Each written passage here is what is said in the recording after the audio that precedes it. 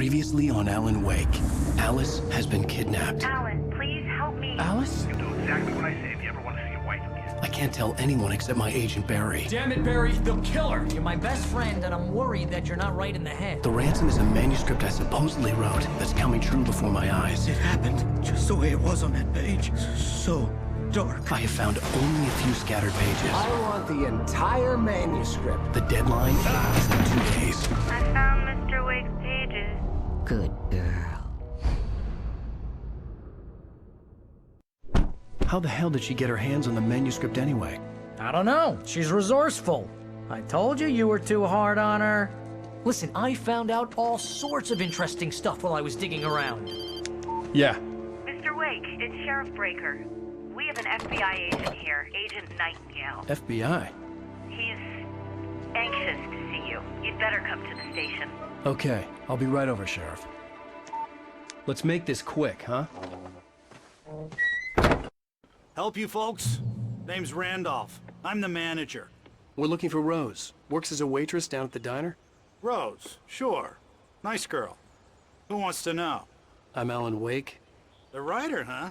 I heard on the radio you were visiting. Well, I'll show you her trailer. That Rose, she's a nice girl. Always pays her rent on time. As I was saying, Al, I found all sorts of weird stuff from the local newspaper's archives. This place is crazy. Disappearances, mysterious deaths, urban legends come true, and get this, most of this stuff takes place around Cauldron Lake. Well, you ain't wrong, mister. The Indians thought the lake was a doorway to the underworld. I'm the God-fearing type myself. I don't hold with that sort of thing. Yeah, okay. Anyway, there was an island there owned by a guy called Thomas Zane. Now, some of the articles I found about him make him out to be a famous writer, but I ran a bunch of searches, couldn't find a single thing he wrote. Zane was heavily into diving, so much so that the place came to be called Diver's Isle. But the volcano under the lake erupted in 1970, and Zane went down with the island.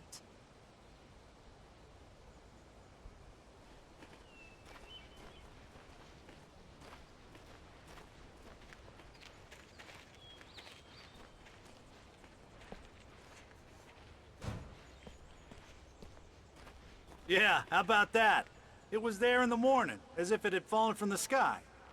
But it would take a tornado to lift something like that. We're damn lucky it didn't crush any of the trailers.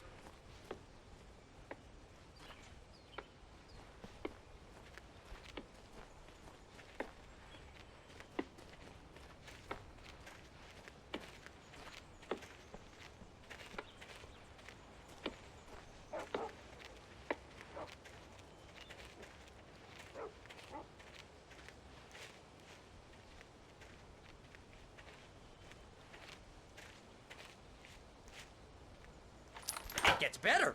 A local girl, Barbara Jagger, drowned in Cauldron Lake just a week earlier. They were lovers. Sure, Jagger's a local spook story. The Scratching Hag comes for you in the dark. Childish stuff like that. Anyway, Al, I'm just getting to the best part. All of the articles about this stuff were written by Cynthia Weaver. I asked around, and she's that crazy bag lady you met. What, the lamp lady? She can be a little loopy, but she's not homeless or anything. Yeah, anyway, she knew both Jagger and Zane before they both died, and she had some kind of a breakdown.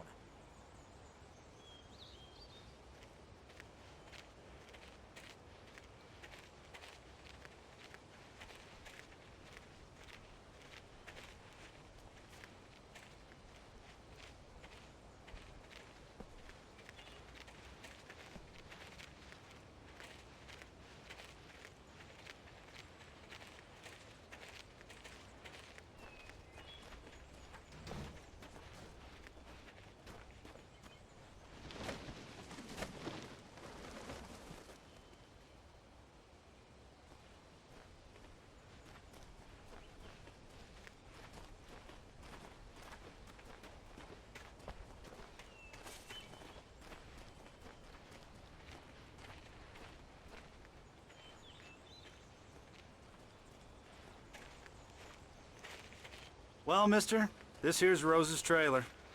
You mind me asking what you want with her? We're just here to talk to her, pal.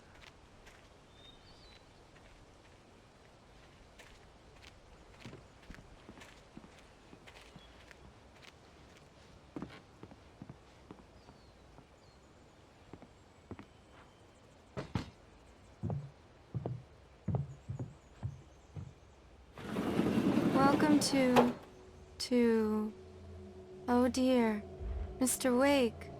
I'm so glad you're here. Rose, you have my manuscript? Oh. Oh yes. Yes. Please, come in. Hey, this is really good! Rose, Yes, my manuscript. I really need it. I understand. I know what you need. A muse to inspire you. Oh, for Barry? She doesn't have anything. Yeah, hey, Al? Al, what's... Oh... Barry! What? What?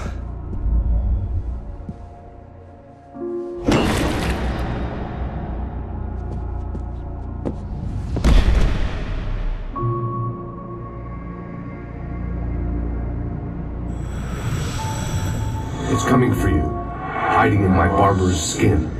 I'm too weak to stop it. You must turn the lights on.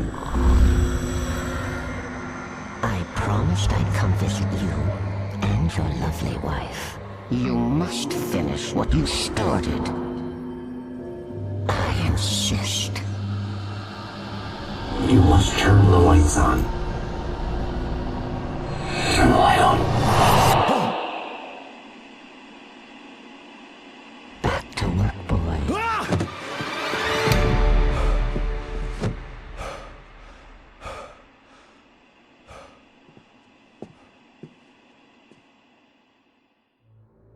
I felt nauseous, hungover. Only anger kept me going. I can't tell reality from dream anymore, but it seems I have an imaginary editor to help me. She's an old woman in a funeral dress. I call her Barbara Jacker. She's very strict. I'm writing faster and faster. My manuscript is being heavily revised. The edits are getting very aggressive, and each day there's less of me and more of her. I hate it, but I know she's right. She promises me I can save Alice this way. She knows more of this than I do. About the complex incantation I'm attempting. About this place. She's worked with another writer under similar circumstances, Thomas Zane. The genre of the story seems to be shifting. It's turning into a horror story. I'm getting close. I can feel it. Rose took a day from me. I had less than 12 hours left to meet the kidnapper. All I could do was get Barry into the car, work something out once I got on the road. Welcome to the Oh Dear Diner. What can I get you today? Coffee? I couldn't work up much hate for Rose. Something had used her to get to me, and left its mark. First refill is free. Milk and sugar on the counter there. Would you like to hear today's specials? Thank you. A nice day. Come back soon. My gun and flashlight were gone. I'd have to find a way to get Barry into the car as quickly as possible. There was no time to waste. Mr. Randolph liked Rose. That little smile she had. How she was still sweet when life had tried so hard to make her bitter. It wasn't any of his business what she did in her trailer. But those strangers, the writer and his smart-ass sidekick, looked like trouble. And they'd been in there for hours, way past her normal bedtime. He reached for the phone and called the sheriff's station.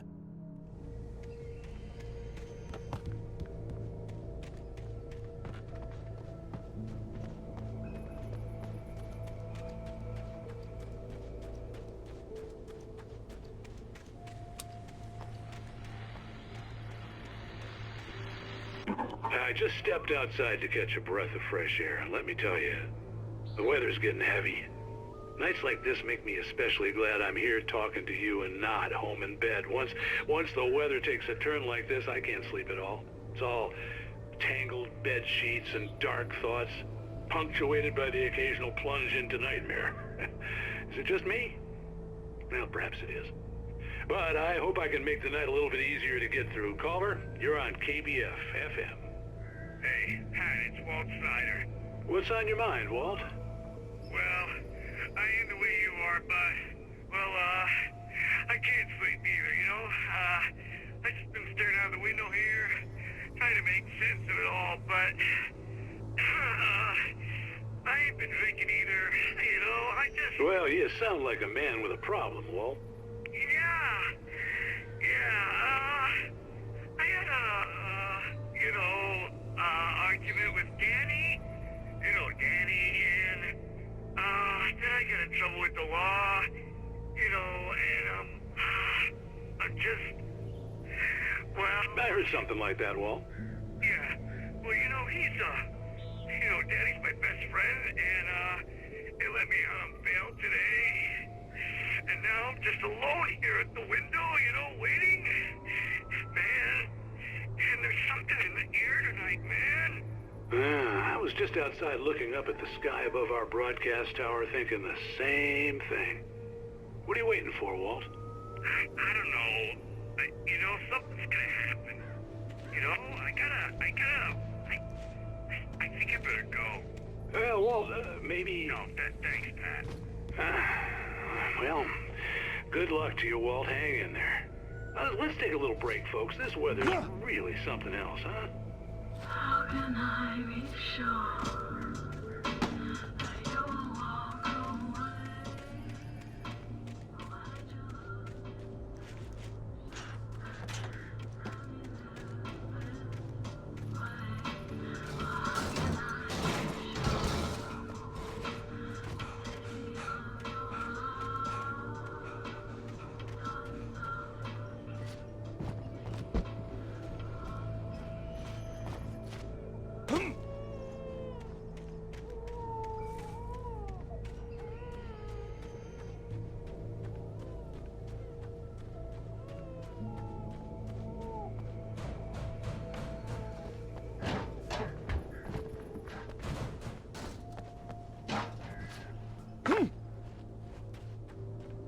Oh, you're gonna get it now.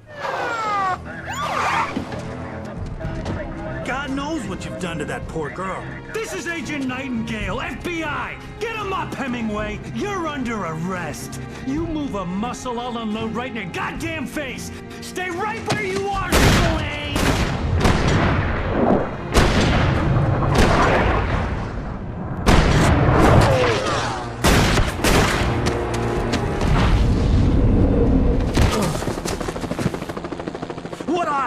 I'm standing right here, you goddamn maniac!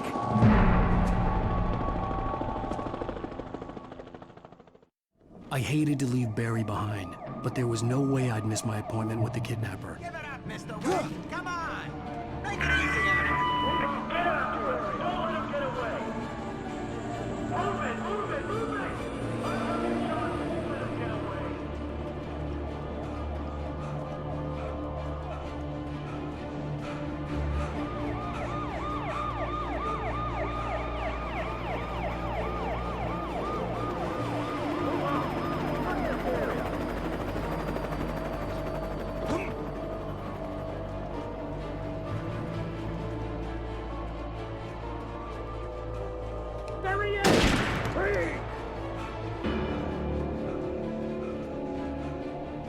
Okay, men, keep your eyes peeled. He's gonna try to make it through here.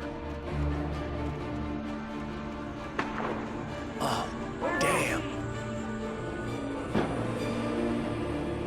Whoa! Get out! Stop! Clear him! Wait! God damn it! Where did he go? Slip away! Keep an eye out!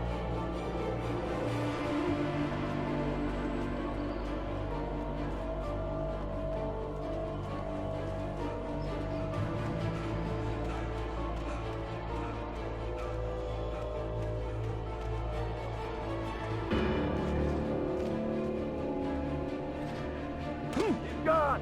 Come on, guys! We need to head him off! For decades, the darkness that wore Barbara Jagger's skin slept fitfully in the dark place that was its home and prison. It was hungry and in pain. It dreamed of its nights of glory when the poet's writing had called it from the depths and given it a brief, terrible taste of power and freedom. The rock stars had stirred it from the deep sleep the poet had sunk it back to in the end. When it sensed the writer on the ferry, it opened its eyes.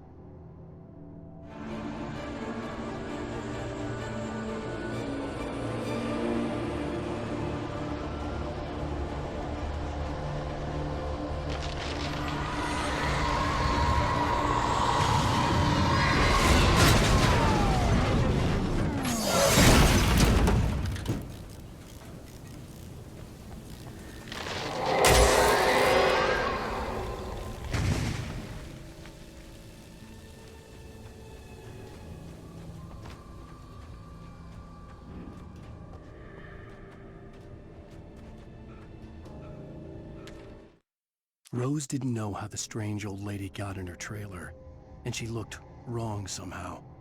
The woman showed her teeth in an approximation of a smile and traced a finger down Rose's cheek. "Pretty girl," she said. Rose felt as if she was falling asleep, but her knees didn't buckle. The crone spoke in a whisper, her words ice cold and dark in Rose's ear.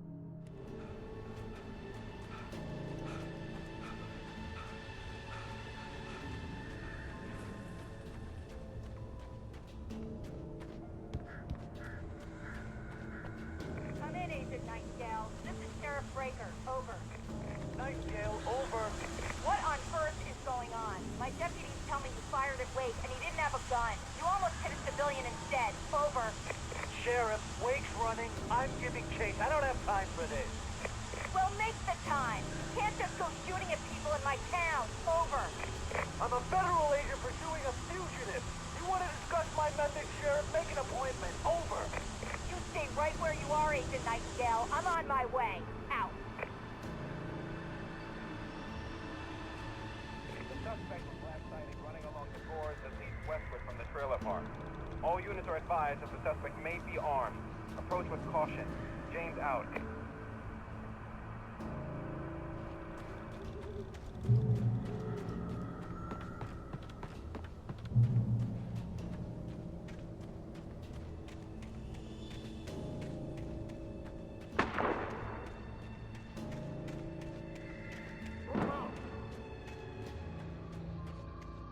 Search the area.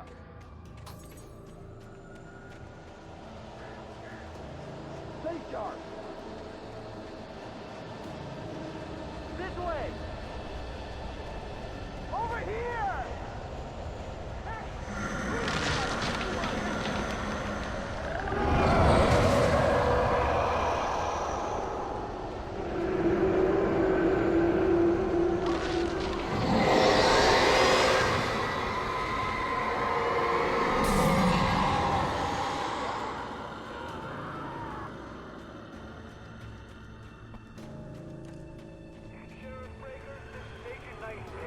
This horror was everywhere I went, circling me.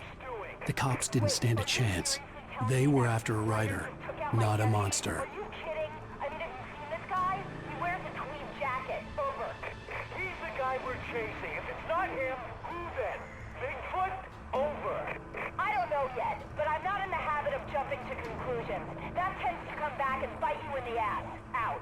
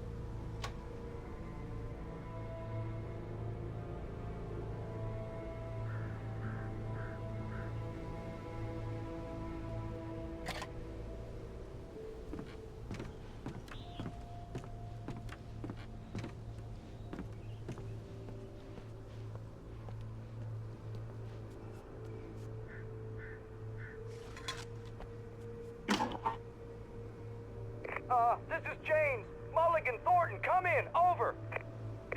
Thornton here. James, we got both Wheeler and Rose in custody. They didn't put up a fight or anything. Why, they were... Hey, Mulligan, what are you doing? Come on! Sit down and give me that. James, Mulligan here. Over. Go ahead, Mulligan. Over. We got Wheeler and Rose here. Wheeler's drunk or hopped up on something. Speaking of which, that Fed had a pretty distinctive whiff of Otis Scotch about him, you know what I mean. Over. I don't have anything on that, Deputy Mulligan. Over. Well, whatever. Anyway, Rose is just being plain weird here. You better get Doc in to take a look at both. Over. Gotcha. You better get them here quickly. The, Fed's gonna want to interview Wheeler. Over. Oh, yeah, I'll bet he does. Looks like they have a lot in common. Mulligan out.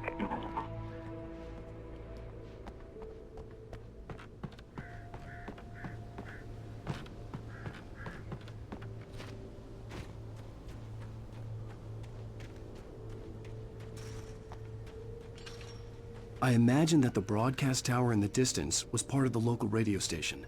Maine seemed like a decent guy. Perhaps he could give me directions to the coal mine.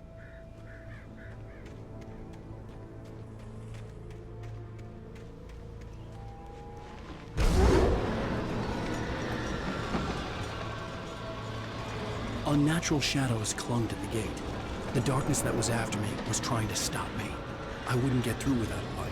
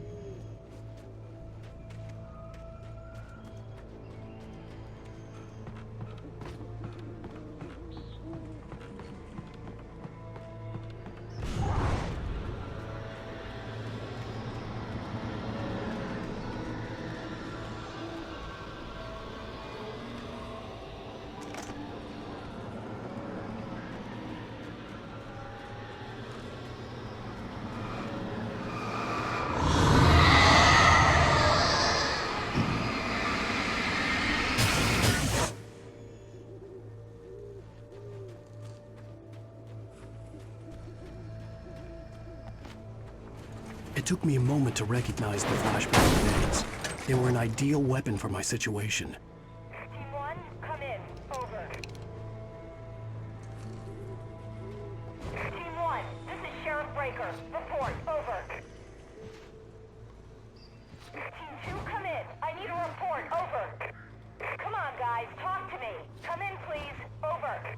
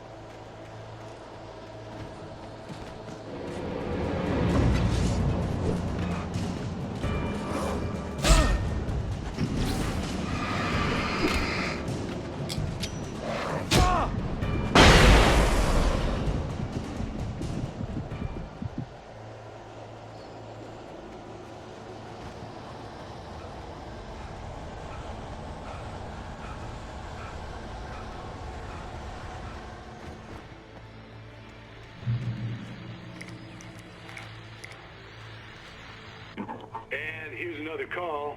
You're on KBF-FM with Pat Maine. It's Milt Peabody, Pat. What's on your mind, Milt? Well, I live near the trailer park, Pat, and there's a big ruckus going on over there.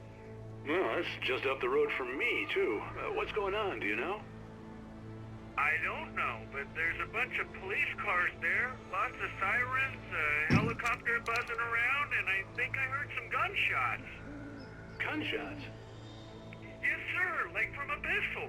So can you find out what's going on? Because it's just next door and they're popping off guns there. They're still shooting? No, it was maybe 10, 15 minutes ago. It sounds serious, Pat. I'm telling you, it don't sound like no party. I'm certainly going to give the station a call, Milt. Okay. You'll hear it here as soon as I hear from them. Okay, thanks.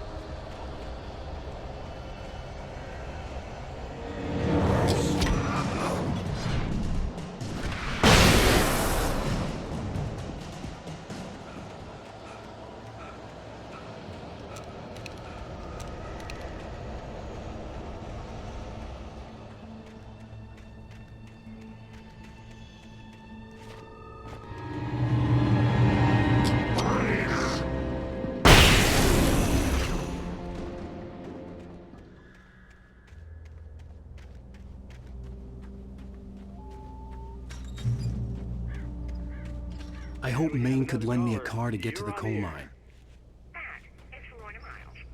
Oh, why, hello, Lorna. What do you have for us? Well, I just don't see why the cops bothered with the trailer park. What do you mean?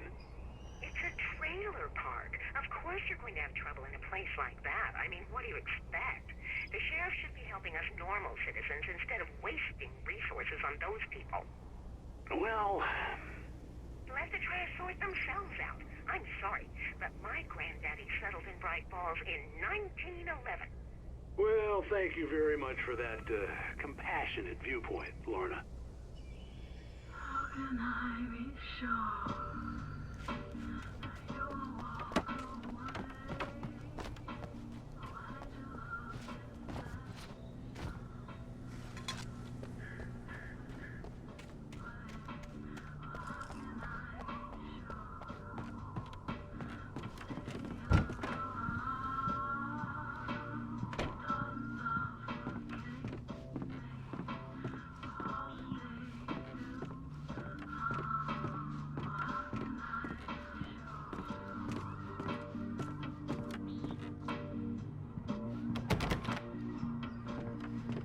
Oh, here's a little surprise.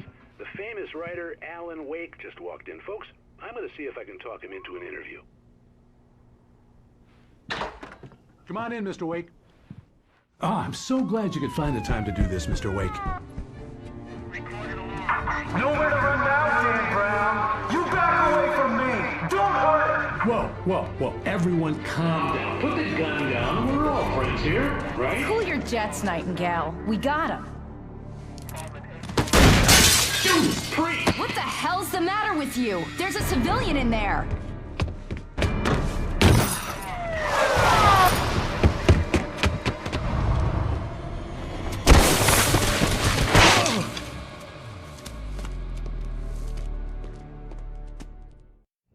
I'll get you yet, even if it kills me. You hear me?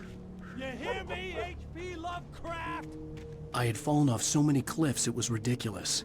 That's what you get for naming a book The Sudden Stop. It was probably good I hadn't had the chance to tell Maine where I was going. I'd have to lose the cops and find my own way to the mine. Nightingale stared through the broken studio window into the dark woods. He turned around, started to walk out, but Maine grabbed his arm. "Young man, you almost shot me. You don't shoot off rounds at people like that. What's the matter with you?" Nightingale shook his arm free, marched out. His cheeks burned with rage and humiliation.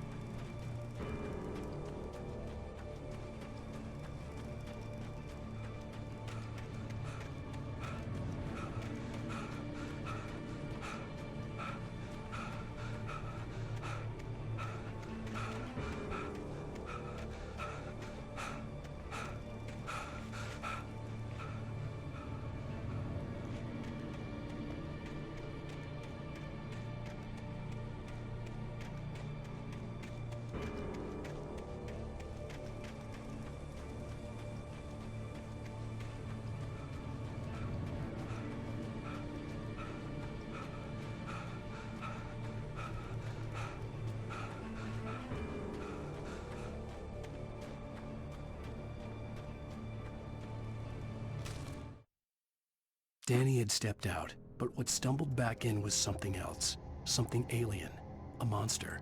Walter tried to kill it, first with his fists, then a chair. It wouldn't die.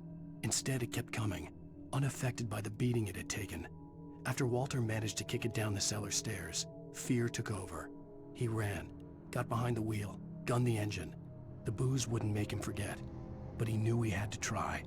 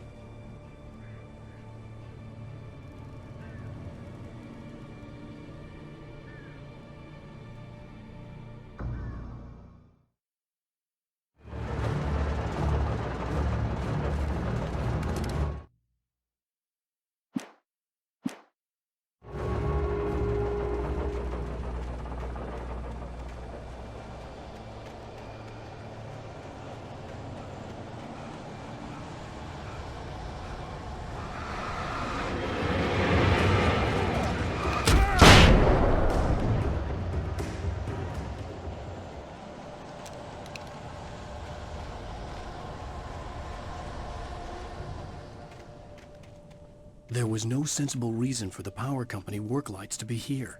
It was almost as if they'd been left for someone like me to use.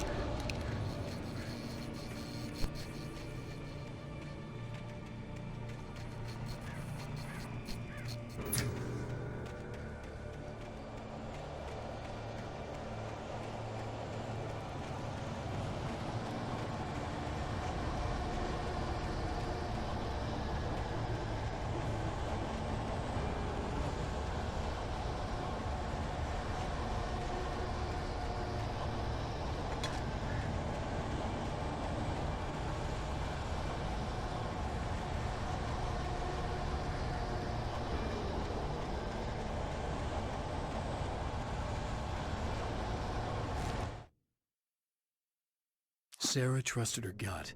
And her gut said Agent Nightingale was an asshole. He felt wrong, and it wasn't just the smell of stale booze.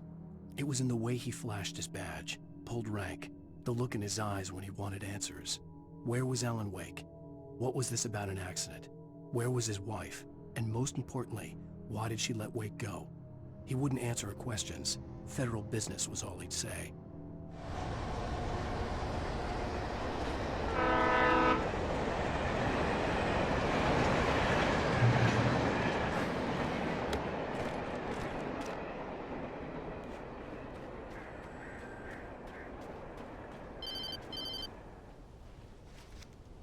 Hello?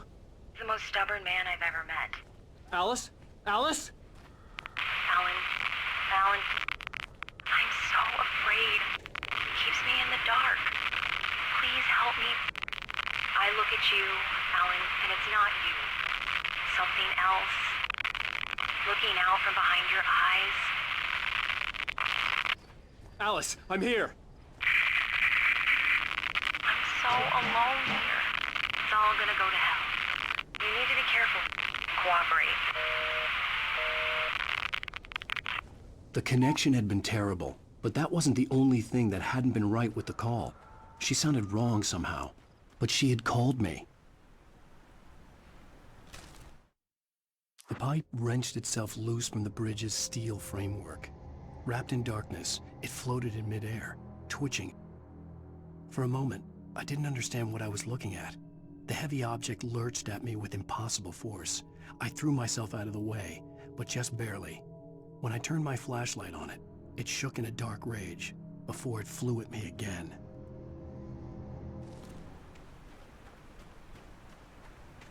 I could see a railway bridge up ahead and a warehouse of some sort on the opposite shore. I hoped I could find a car from there.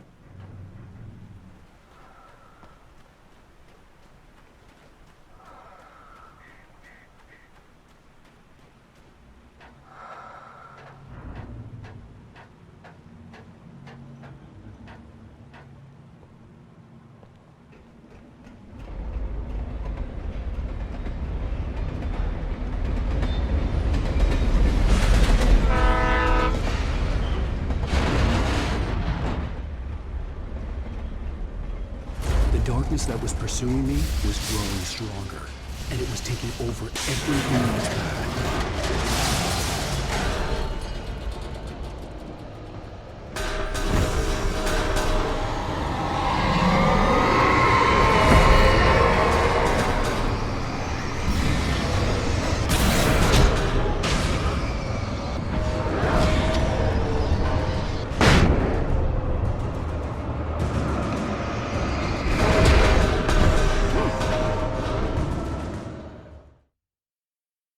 I hoped I could find a car from there.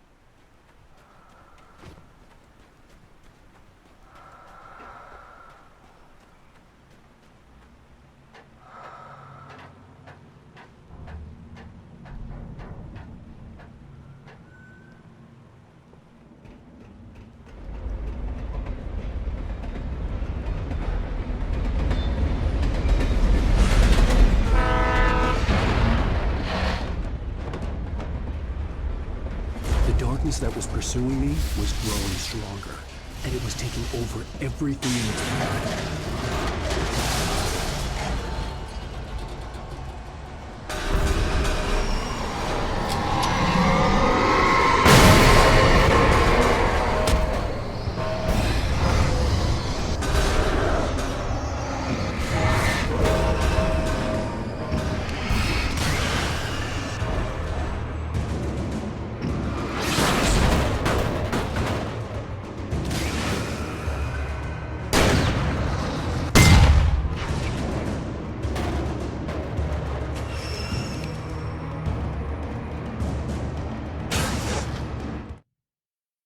I slammed the door shut right in his smug face. He pleaded for me to open the door. True to form, the asshole actually thought I would obey. I had no sympathy left, no guilt either, not for him. I took a moment to savor the scream. I bet I had a smile on my face. It was all that I had time for. The dark presence was inside the lodge with me.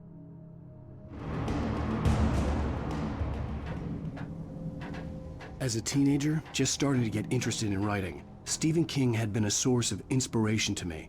I thought about all the inanimate objects that had come to life in his books. No one is safe in a good horror story. Certainly not the protagonist. That's what makes them fun. This was anything but. The darkness could possess anything, and it was getting closer.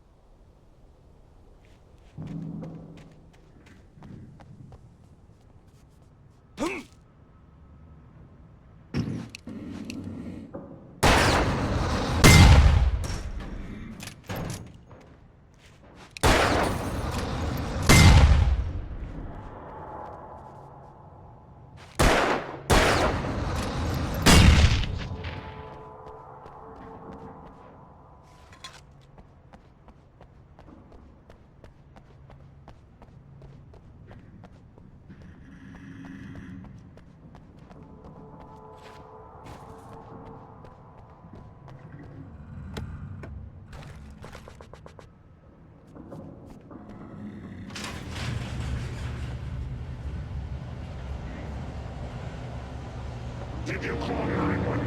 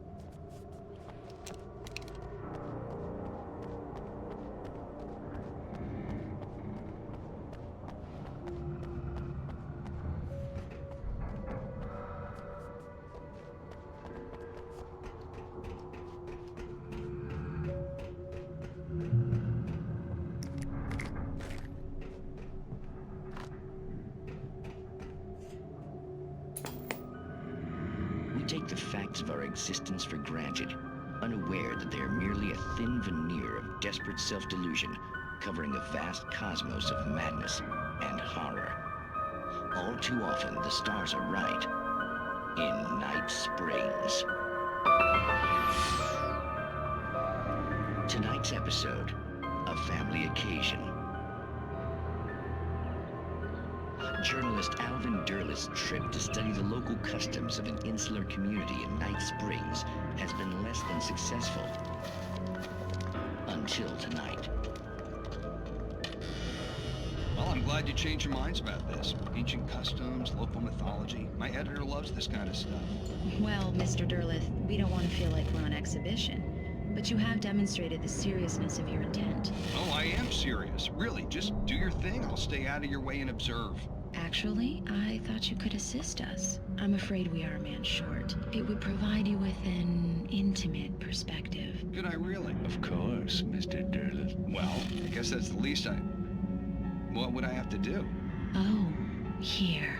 Let me show you with a kiss.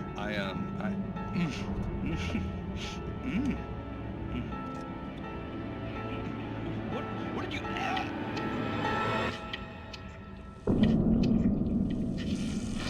Oh, Mr. Derleth. Look well, please, Nixie Perka, the dweller in flesh. Her body shall host 1,000 young. Her arm shall be glory.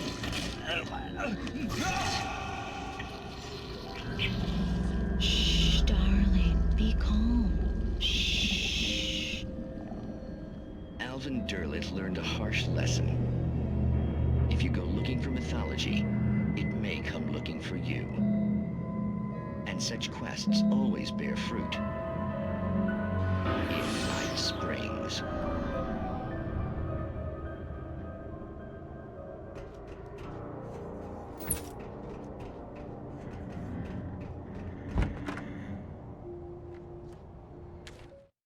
The darkness surged towards me, sucking everything loose from the ground into its depths, tugging at my clothes.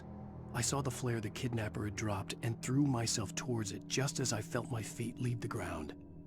The darkness embraced me with the force of a tornado. Somehow I managed to light the flare. The darkness roared and cast me away. I fell toward the dark waters of the lake far below.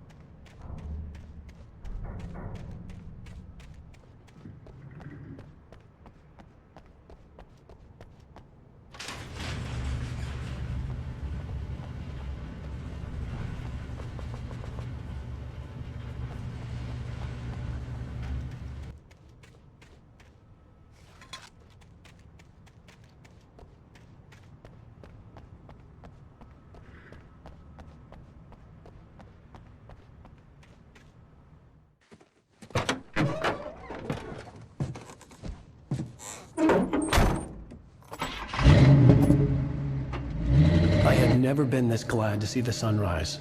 I had a couple of hours to get to the coal mine.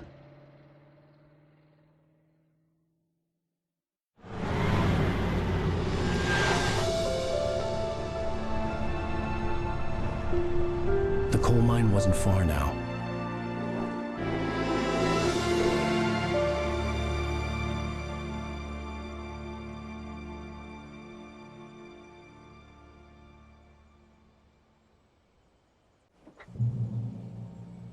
Today, I would meet the kidnapper, and he would give me Alice. I wouldn't give him any other choice.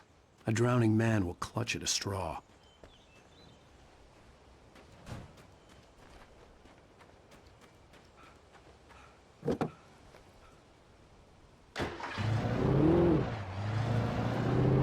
Little by little, without realizing it, I'd come to believe that the story in the manuscript was coming true.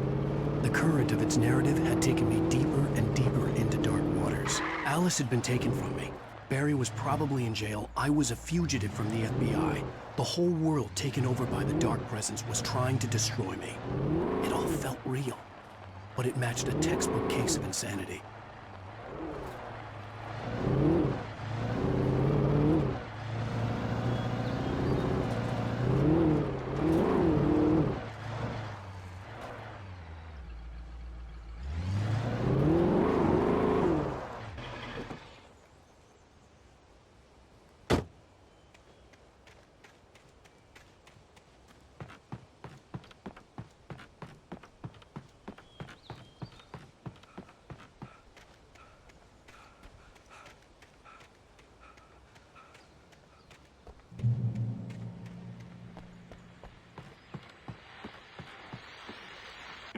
This is Pat Main, and you're listening to KBF FM. Folks, I want to apologize for kind of abandoning you to that looping music track last night, but I was detained.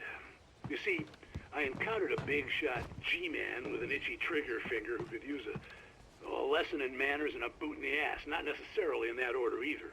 Now, folks, I know I'm not being very informative here, and I apologize for that. I really should just keep quiet, but I'm just so peeved right now, because some people just shouldn't be carrying badges. I'm just glad that our Sheriff Breaker was there to straighten things out. And if someone I met last night is listening, let me just say, I'm sorry if my mouth got you in trouble. I'm pretty sure you're not the bad guy here. Godspeed, son. I hope you know what you're doing. Now, on a lighter note, I'll be talking to Dr. Nelson all morning. But first, a little music.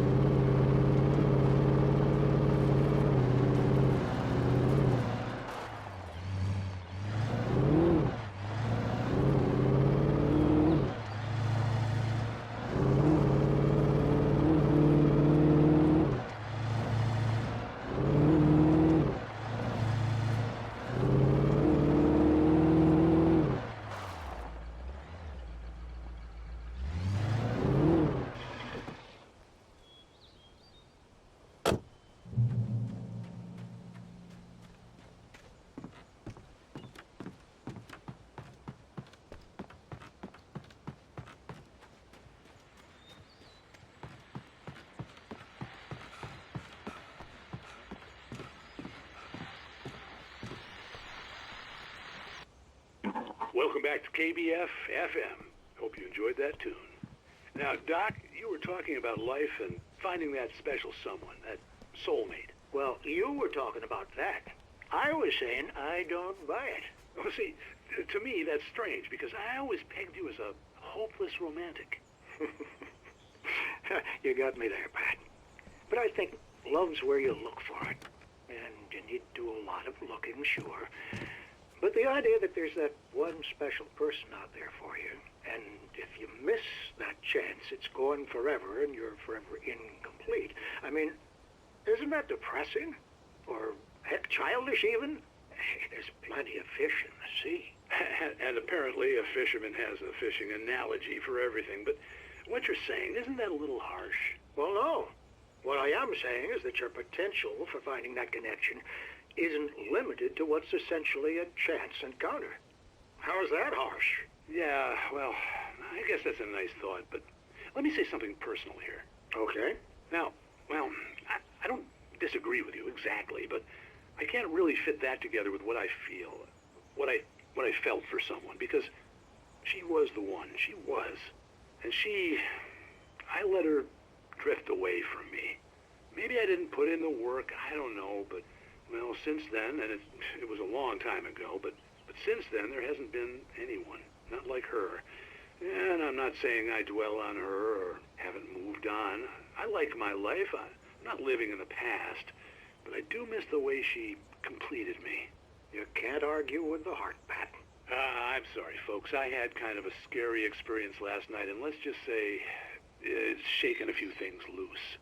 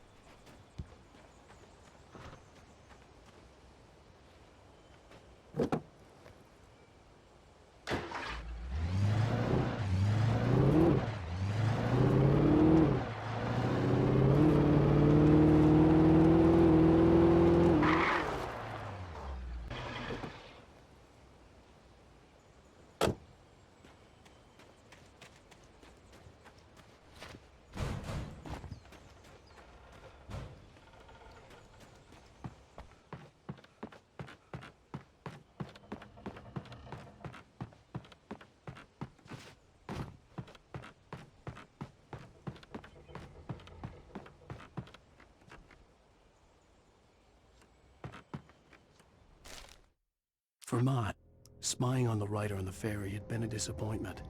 His boss had made Wake out to be something special, but Mott hadn't been impressed. He'd gotten a good long look at the wife, though, and he liked what he saw. Mott had fantasized about goading Wake into a fight, but it hadn't happened. Still, he'd get his chance to see if the writer had anything in him. He'd been promised as much.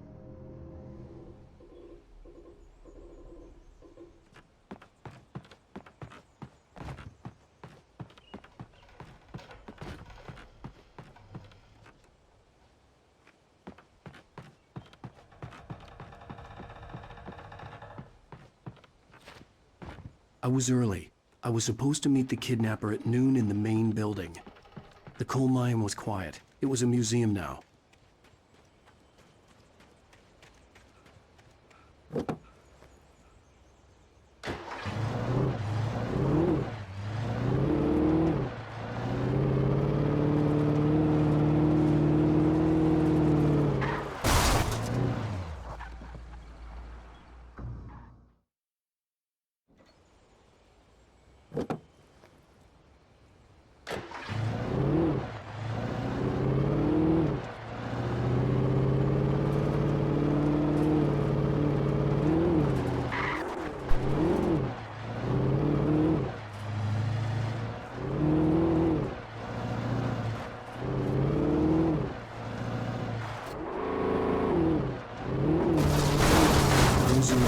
I was supposed to meet the kidnapper at noon in the main building.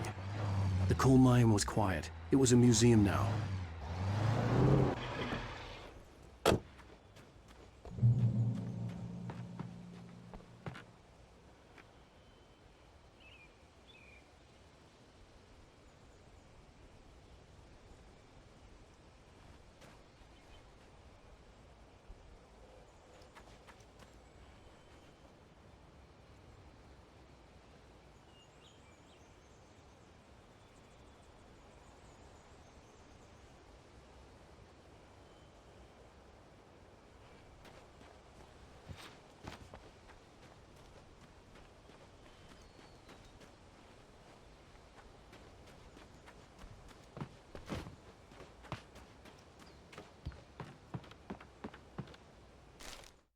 With Nightingale gone and the night wind blowing in through the broken studio window, Maine stared at Sarah. The sheriff looked away. Maine's voice shook with barely controlled anger. That boy's doing more drinking than thinking. I hope you know what you're doing, Sarah. He's got a sickness in his eyes. You take my word for it. He wants Wake for a reason, and it's not for anything good.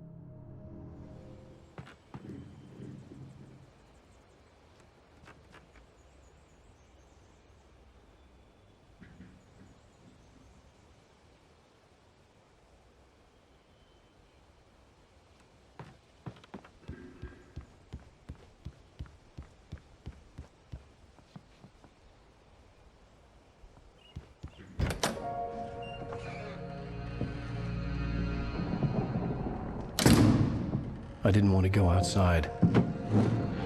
Cops had to be looking for me. The noon sun turned the place into a sauna. The day dragged on. Different scenarios ran through my mind. Ways of how I'd torture the kidnapper to get Alice back. Or the different horrible things he could have done to her. I imagined her dead. I had no way of knowing she was still alive. It was killing me. I was running on blind hope. It was all a waste of time. The bastard never showed up.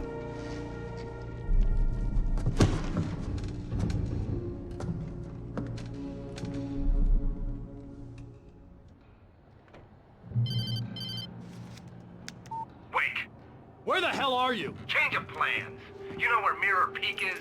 It's a big mountain north of where you are. You follow the path from the mine, you can't miss it. There's a lookout point there. I'll be waiting. I'm through being jerked around by You you. want to see your wife alive? Because if you do, you better watch what you say to me. Do we understand each other? I want to talk to Alice. Yeah, and I want the manuscript. Don't keep me waiting, Wake. Hello? Hello! Ah! I'm gonna kill him! I had to get to Mirror Peak.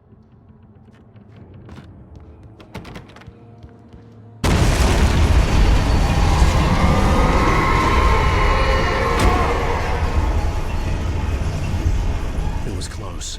Maybe closer than ever before.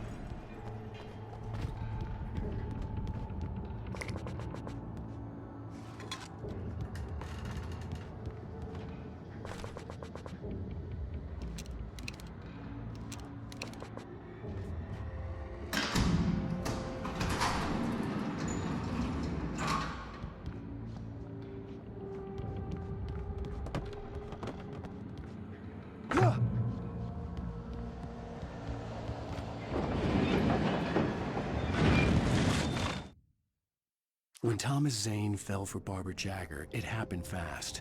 She was young, vibrant, and beautiful, full of life. He had never been a very happy man, and without any seeming effort, she had changed all that. Zane felt good for the first time in his life. Everything she did was another piece of a jigsaw puzzle he hadn't even known he'd been missing. And best of all, she made the words flow, strong and sharp. She was his muse.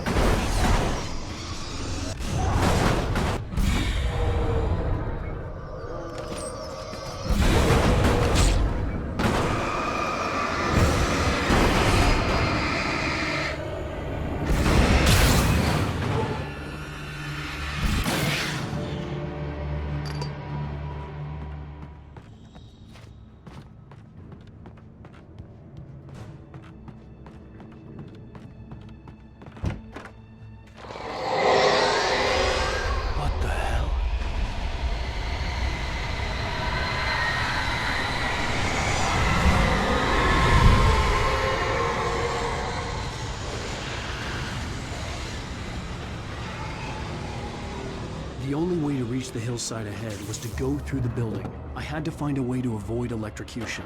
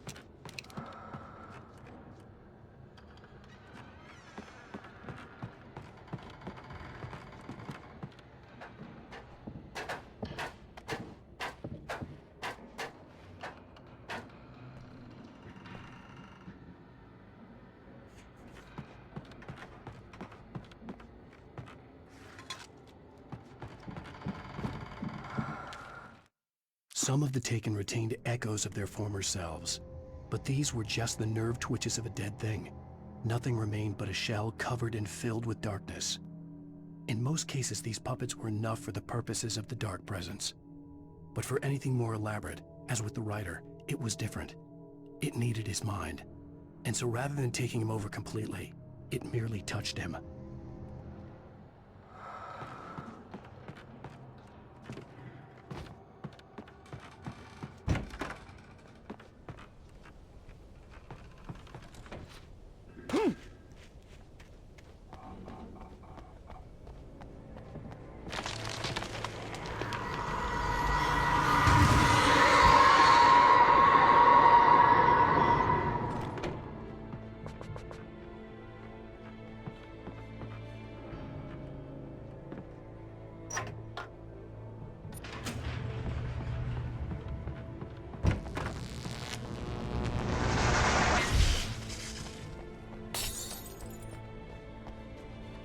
There was no way the flashbang grenades were standard power company equipment.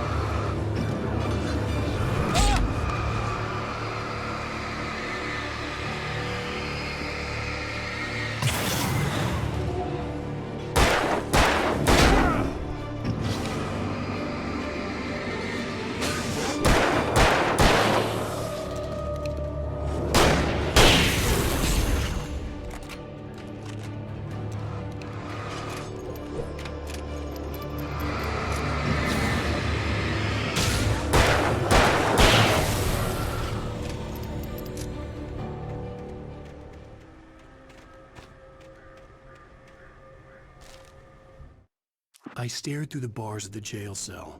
Barry stood behind me, swaying on his feet, looking as ill as I felt. Agent Nightingale stood on the other side of the bars with Sheriff Breaker. Nightingale had a stack of manuscript pages in his hand. He seemed unhinged as he gloated. "Well, I've got you now, Raymond Chandler. It's all here. All the evidence, including conspiracy to murder a federal agent."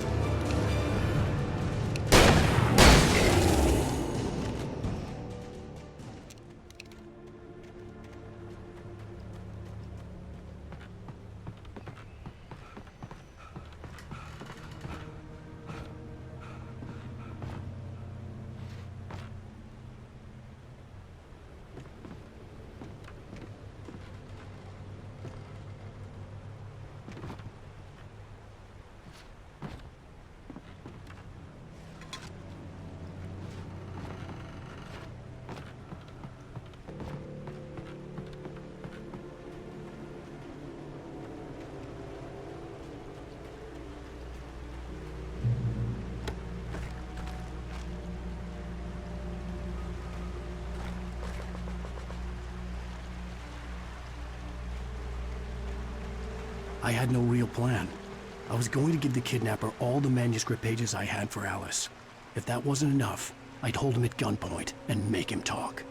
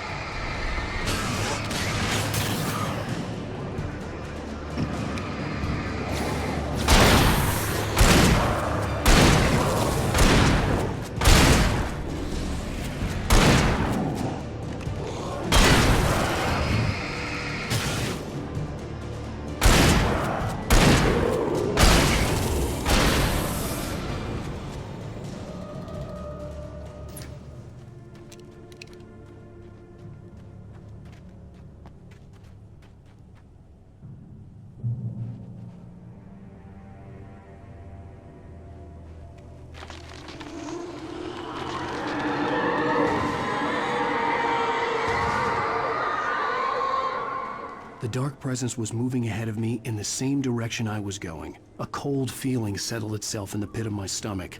Was it going for Alice?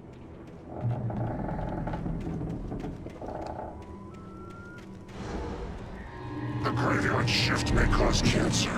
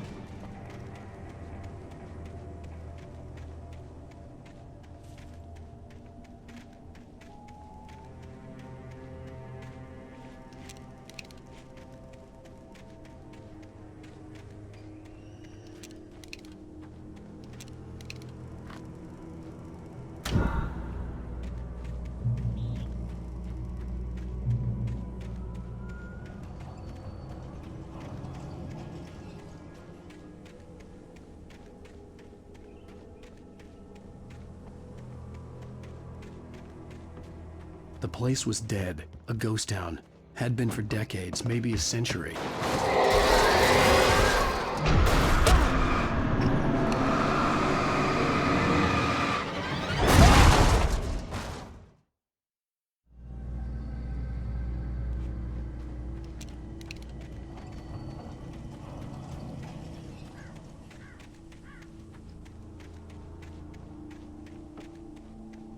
The place was dead, a ghost town. Had been for decades, maybe a century.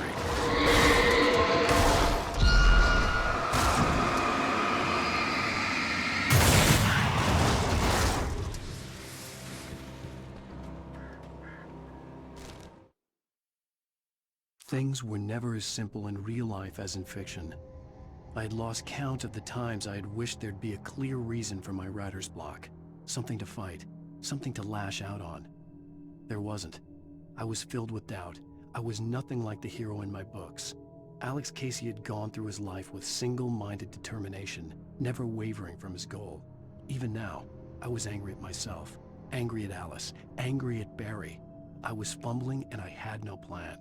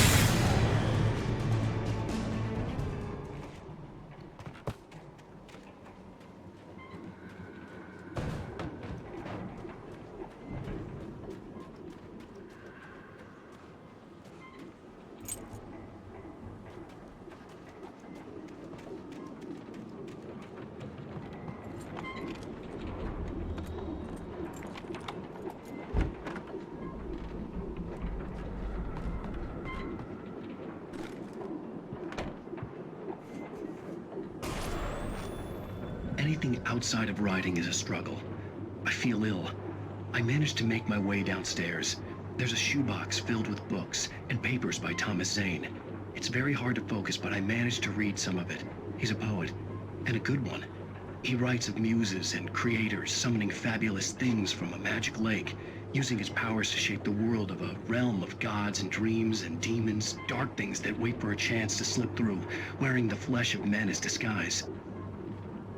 Zane writes about himself, his girlfriend being taken over by a dark presence, about growing scared of the lake. Zane believes it's a mirror to the gaping void of darkness above, where some Lovecraftian presence lurks. I crawled back upstairs. I'll borrow these things for my story. They ring true. They fit.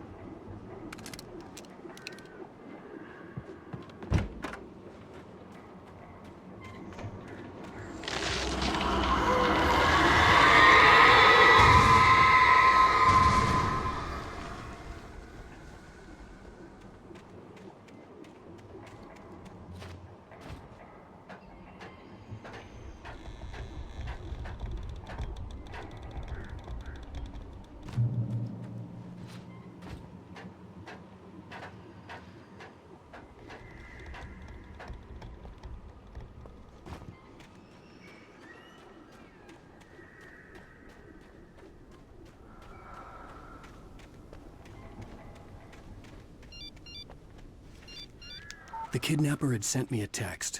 The message was full of spelling errors and insults. It was telling me to hurry up.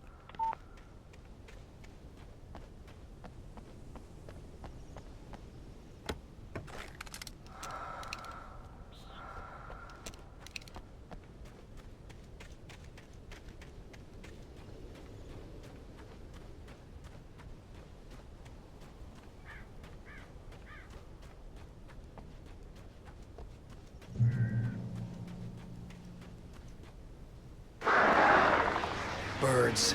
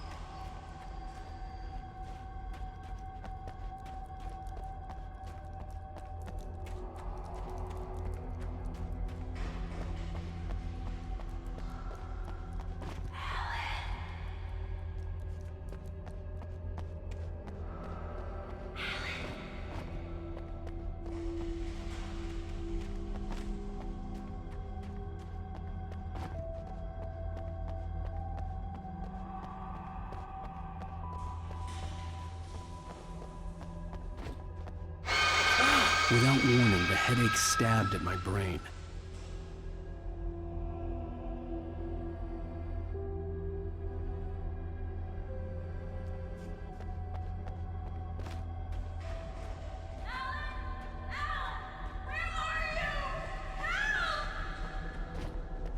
Alice?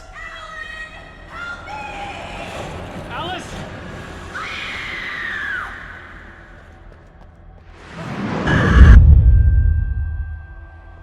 I'm losing it.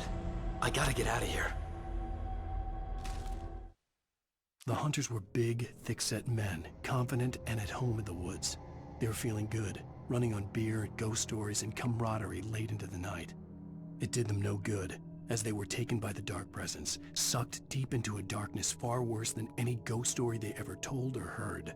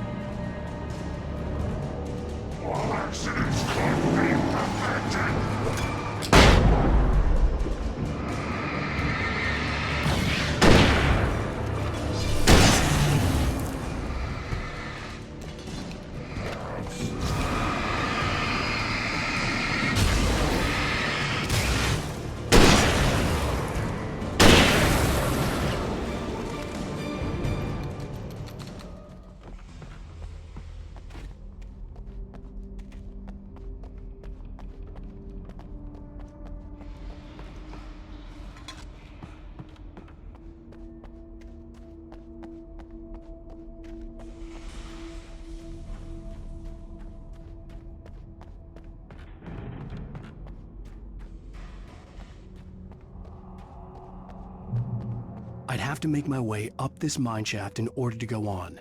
Maybe the machinery could help me with that.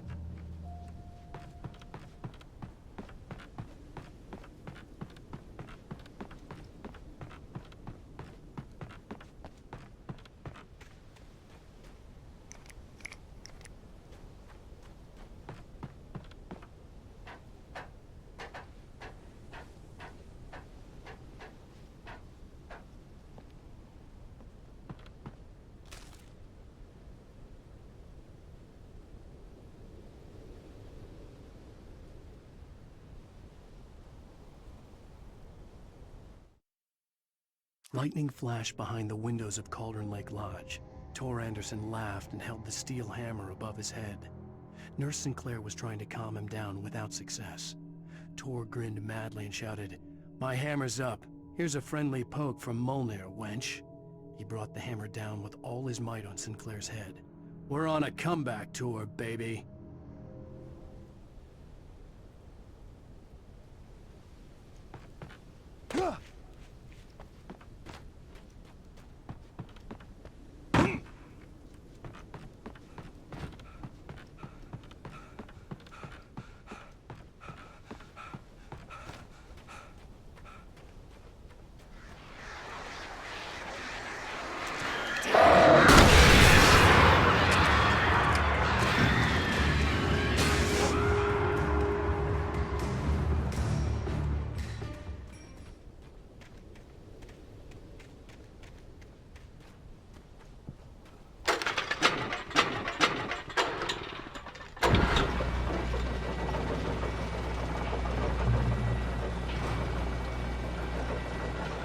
Oh, great. Another cable car.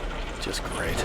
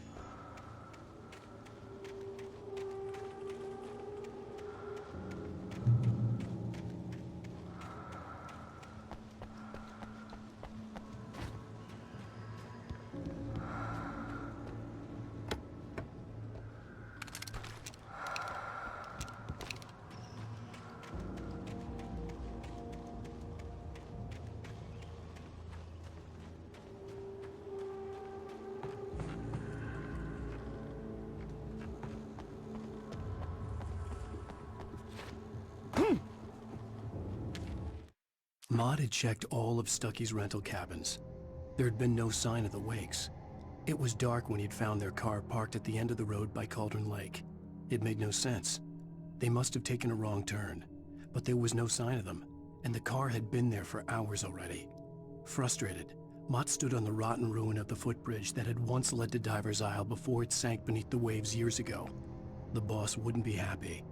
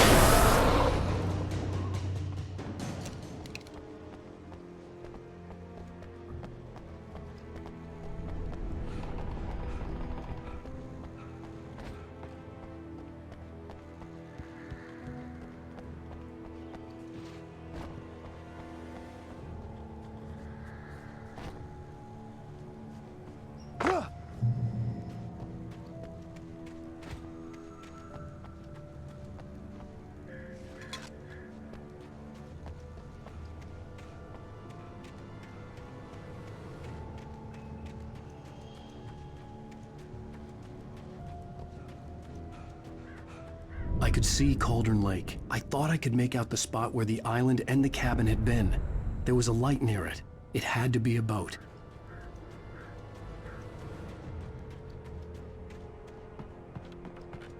I was close now. I had to get there fast. I dreaded what I would find.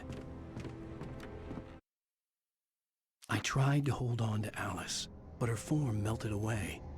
I was losing control. Dr. Hartman stood in her place. I wanted to hit him, but my arms were jelly. He smiled. It was a reassuring smile, and I hated him for it. I had to give you a sedative. Don't fight it. You went through another rough period. Right now, it's very important that you stay calm. We don't want you to have another episode. You're a patient at my clinic. Have been for a while now.